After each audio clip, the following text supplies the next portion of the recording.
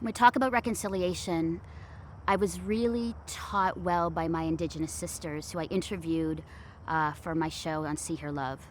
The first thing they said about reconciliation is that it's action. And what they said to me was, first of all, thank you so much, Melinda, for giving us space to share a story. Thank you for being in our space. Thank you for being with us. And so the first step to reconciliation is being present with our Indigenous brothers and sisters, giving them space to be in our space, in our homes, in our areas of work. And so being together is key. Second, they said, you need to listen. Melinda, you need to listen more. Listen to our stories. Listen to our truths without judgment or buts or pointing fingers. Listen. Be quiet. Sit in the uncomfortable stories. Sit in the painful moments, but just sit with us and listen.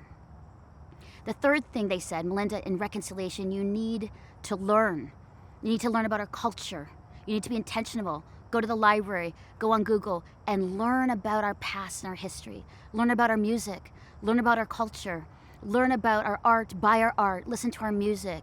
Be immersed with us, with our people, and with our culture, and desire to know more about us. The third thing they said about reconciliation was, Melinda, you need to write. You need to write your MP, your government. Stand with us to say that every person in Canada deserves the same human rights. All people have the right to basic human rights. So stand with us and write that all people will have equality and equity together. The fourth thing they said was, Melinda, teach your kids, your teenagers, Nathan and Sophie, about our history and our past. Tell them about who we are. Take them to our spaces and places and immerse them, next generation, in our culture. And then fifth, continue to give space in media for our stories. Continue to give us platform to share our desires and our hopes for our people, for our next generation, so that together we, as Canadians, Melinda, you and me, can be allies and friends together. And so that's my hope, and the work I have to do, the hard work of reconciliation, is to create space, to be in their space, to be present, to listen and to learn, to write,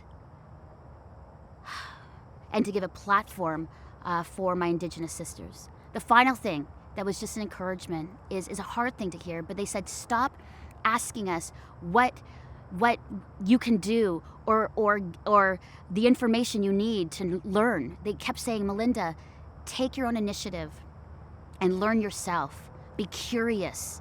Be active in knowing about us. We're tired and we will support you, but on your own.